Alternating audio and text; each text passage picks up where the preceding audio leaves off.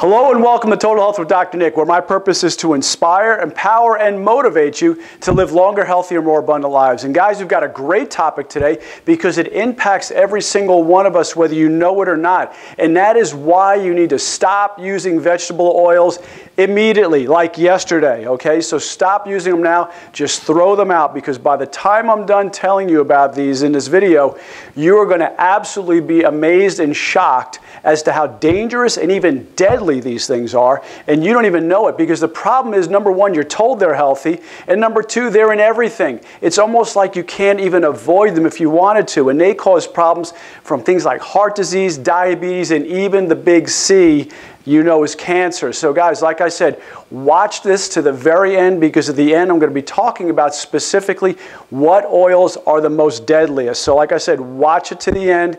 It's going to be very, very important. So let's go ahead and dive on in. And once again, guys, if you feel this information is important and it's valuable, make sure you please like, share, comment, and subscribe to our channel so that way you're always aware of the top videos that we're putting out. And please make sure you jingle that little bell there so that way you're getting notifications immediately every time we put a video out. So let's go ahead and dive in. So first of all, what are these vegetable oils? Well, oils many, many years ago, when our ancestors used oils, it was done very differently. I mean, these were foods. These were things that were gently crushed and pressed, and oil was excreted. Oils today are taken mainly from seeds, and the seeds don't produce as high a quality oil as the fruit that you get from, say, olives or avocados and things like that. So it basically comes from different nuts and seeds, such as corn, such as canola, which, by the way, used to be called rapeseed oil. That's really where it's from. Your soybeans, your sesame seeds, and so on. Not only that, unlike traditional methods, as I mentioned before, of how we extract these oils, these are done more by industrial methods. So chemicals, harsh chemicals like hexane and different bleaches, and we're going to get into that and tell you exactly how those are used.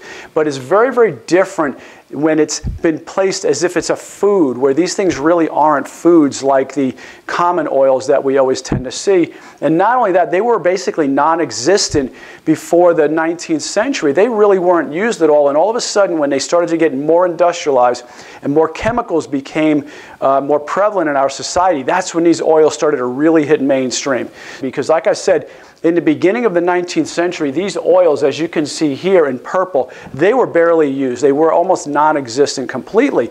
You started to see around the 1950s, when the lards, the butters, things like that started to drop off. That's when these oils exploded. And I like to say it's because of the, really, unfortunately, it was the war on saturated fats. That's really what occurred around there when Ancel Keys, one of the top advisors to Dwight Eisenhower, basically created this lipid hypothesis that saturated fats caused disease, caused heart disease, caused blocking of the arteries, and literally scared the entire world into basically just getting rid of fats and getting more into your types of oils that we're going to be talking about here, and more into your healthy whole grains. So that's where this all started. And as you can see, there was a huge, huge upswing. Now, you may notice over here too that margarine dropped off, but margarine didn't really drop off because margarine was then hydrolyzed. It was basically hydrogenated, and we started getting these shed spreads and different spreads and margarine. And that's when we also started to, like I said, increase these types of oils. So these types of oils are made from the same types of oils that margarine is made from in these different spreads. So they didn't really taper off. They went up also. But you can see this skyrocketed once again because of this war that we had on saturated fats. What's interesting about this is also at the turn of the century, heart disease was basically non-existent. It was really a rare kind of disease. In fact, Paul Dudley White, Dwight Eisenhower's cardiologist, basically went to his fellow classmates at Harvard and said, listen, I've developed this thing called the electrocardiograph, and I think it's going to be big. And they said, you know, why are you inventing something that's basically not even going to be used? Why don't you get into a more lucrative type business? Because heart disease was really not even very well known back then. It was so rare. But we see back then at the turn of the century, 1900s, 18 pounds of butter were eaten per person, and about 11 pounds of vegetable oils were used. So very, very low, and of course heart disease was low. As soon as we started getting into these more industrialized oils, 2012, heart disease is now the leading cause of death.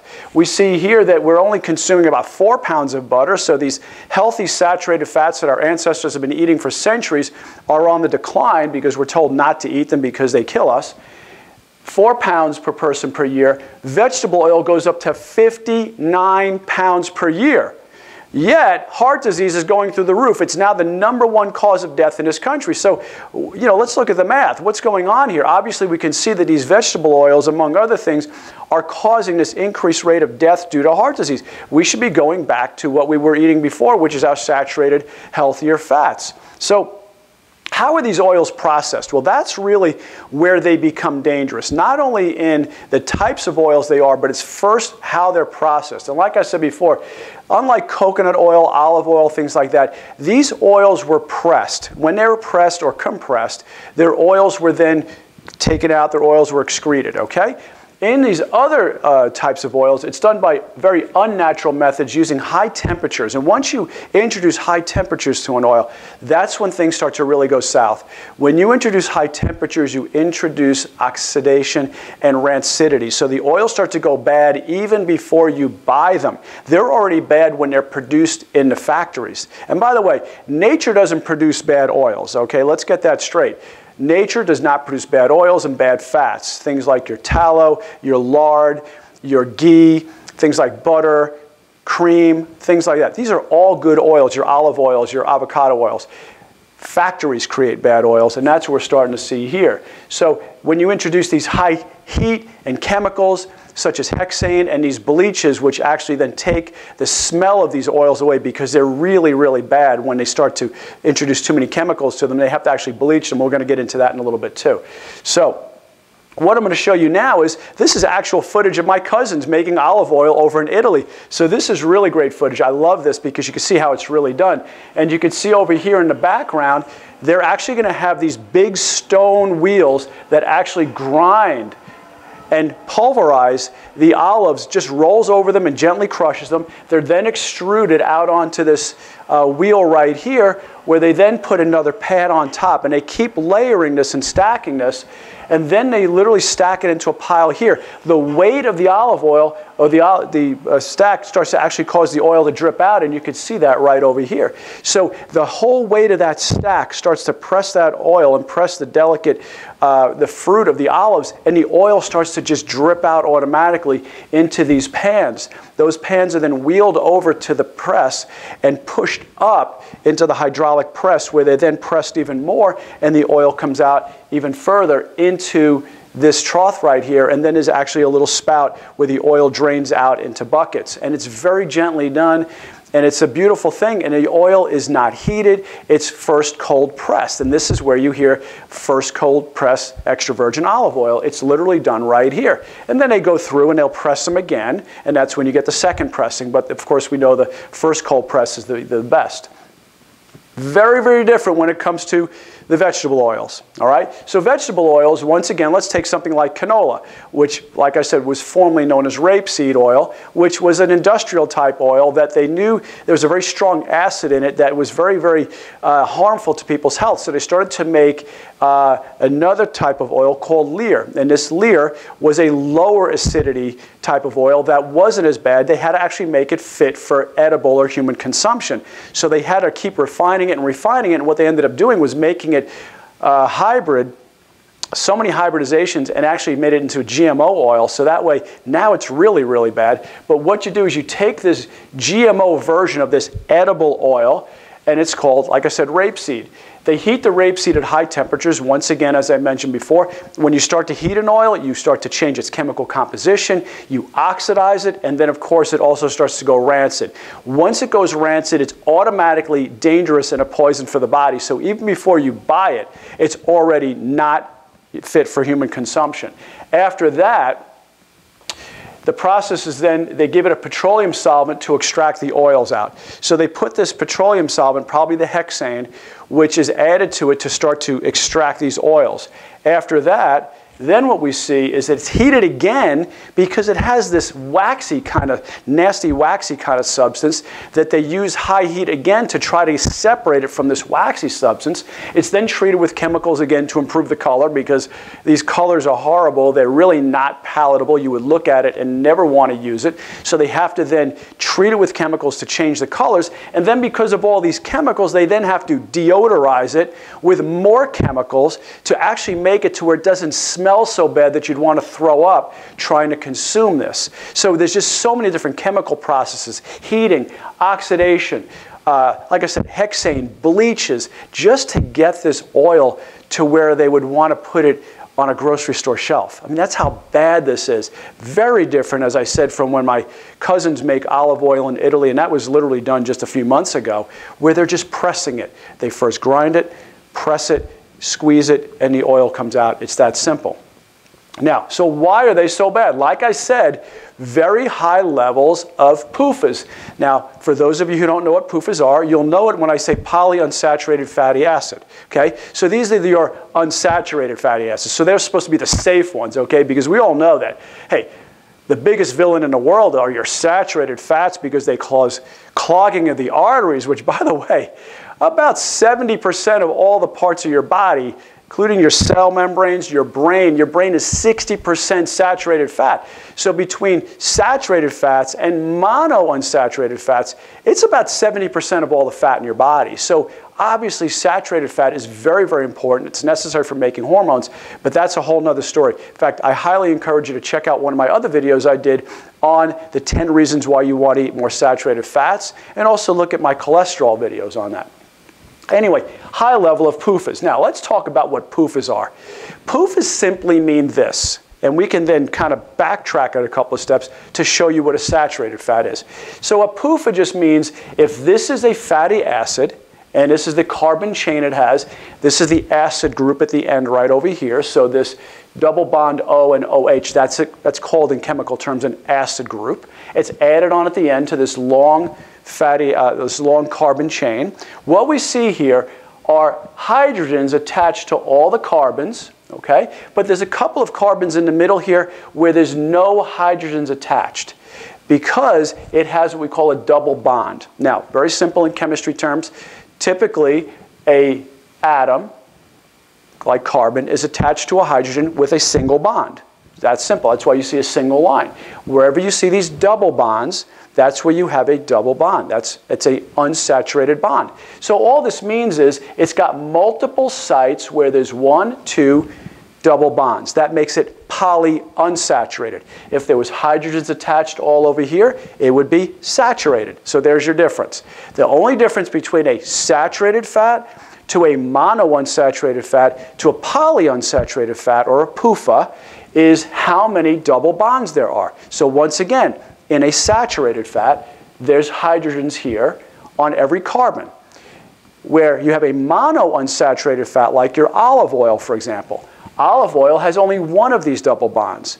These PUFAs have many double bonds. It could have 2, 3, or more, and that's what makes it bad, because when you have double bonds, it makes it highly reactive, which means it oxidizes very quickly. Now, there are a couple of different kinds of PUFAs. You have your omega-6 and your omega-3. What makes vegetable oils so dangerous is they are extremely high in omega-6 fats and very low in omega-3. Omega-6 is a very inflammatory fat, and omega-3s are very anti-inflammatory. You want more anti-inflammatory fats, because inflammation is now known to be a leading cause of different diseases that we see in the world. So these have abnormally high amounts of omega-6 fats. So once again, why are they so bad? High levels of omega-6 fats. The ratio, just so you know, should be about 4 to 1. 4 of the omega-6 to 1 omega-3. The problem is most American diets and diets around the world are a 20 to 1 ratio, or as high as 30 to 1, which makes them highly inflammatory. The problem is these oils are in foods that you don't even know. They're in your snack foods, they're in your cakes, they're in your cookies, they're in your pies. Everything has these types of oils. Why? Because they're cheap. They're very easy to make. That's why they're so prevalent in our societies. Now, not only that, not only do they have high omega-6 fats, which once again, like I said, cause extreme amounts of inflammation in the body, they have a lot of additives. They have pesticides. They have these chemicals, these bleaches, all these different things, and the high heat that's used to treat it, as we mentioned earlier. Not only that, they're unstable, as I said, because of those double bonds they have. They're highly unstable, and they oxidize easily, causing the oils to go rancid. And when they're rancid, they create a lot of reactive oxygen species. You know those as free radicals in your body. You don't want free radicals flowing through your body because they create a lot of havoc. They create a lot of disease. So once again, they're unstably oxidized, causing inflammation and mutation of cells. Not only that, it can cause cancer, heart disease, endometriosis, and polycystic ovary disease, PCOS. So there's a lot of different diseases that are caused by these vegetable oils that you want to avoid. Now, like I said, watch to the end because I want to now give you the different oils that you need to be avoiding. These are the list right here. Now, your vegetable oil. Now, I know you're thinking, well, Mom always told me to eat my vegetables. Vegetables are good for me. Not these kind, okay? These oils, once again, are very unsafe, very rancid, very oxidized. They're not good oils. So your vegetable oils, your Wesson, things like that, are really bad oils, okay? Your soybean oil, canola, corn oil. Once again, most of the corn today is GMO. 90% of all the corn, especially in the United States, is all GMO. You don't want this. Your body doesn't even recognize it. So I'm not going to go through every single one of these, but I'm going to hit on some of them. Your peanut oil. A lot of people say to me, why do you have such a problem with peanut? Here's the problem. Many of you guys out there are saying, but I love peanut butter. Why are you telling me I can't eat peanut butter? Because here's the problem. It's not even a nut, okay? It's a legume. It grows underground. So the problem is because it grows underground and it's got a porous shell, it tends to get moldy. You want to avoid peanuts because they get moldy. And I know you're thinking, but Dr. Nick, I love peanuts. I don't know what I'm going to do without some peanut butter. Well, if you have to have peanut butter, make sure that you eat something called Valencia peanuts with a V. Valencia. Valencia peanuts don't have the mold. It doesn't have this toxin that gets into your system. So if you got to have your peanuts, have Valencia peanut butter. Sesame oil, grapeseed oil. I'm going to tell you, this is one that surprised me. I didn't realize grapeseed oil was bad. I was using it for years for my family because I thought, hey, grapes, you know, resveratrol, these are antioxidants, so grapeseed oil is going to be good for me. It's not, guys. It's way too high in omega-6 fats. So avoid things like your grapeseed oil. Safflower oil, that just sounds so nice. It's safflower. It's got to be, you know, benign. It's going to be healthy for you. It's not. Once again, every one of these are too high in omega-6 fats. Every one of them gets rancid. They're all heavily processed oils. None of these are used, as I mentioned before, where they're taken by gentle means. They're all processed with chemicals and all different kinds of bleaches. Shortening, okay?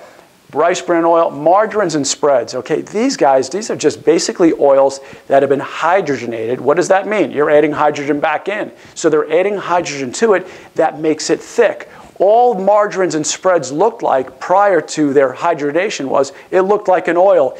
It was a liquid, but once you hydrogenate it, you make it thick and you make it spreadable. That's all oil is. Now, a lot of the oils in margarine, they're not your trans fats anymore, okay, because we were always worried about the trans fats. Well, margarine would get converted to trans fats very quickly. Now they're getting away from that, but because of all the heavy processing, margarine is still bad. Go with nature's oils. Go with your ghee, your tallow, your lard, things like your butter, creams, olive oil, coconut butter, avocado oil. These are all great oils. Even something like macadamia oil. Very, very good oil. So guys, please stop using vegetable oils immediately, okay? Go right back to the healthy oils that our ancestors ate for centuries. It worked for them, it'll work for us. So guys, I hope this was great information for you. If so, please let me know. Go ahead and write in the comments section. Let me know what your thoughts are. Let me know what oils maybe you were using that we talked you out of using and now you're using a healthier oil. So anyway, I love and appreciate you. Thanks so much for watching. And once again, if you like the videos we put on, please make sure you like, you care, you share your comments, and subscribe. And once again, thanks so much for being with me today. This is Dr. Nick. Have a blessed day. Bye-bye.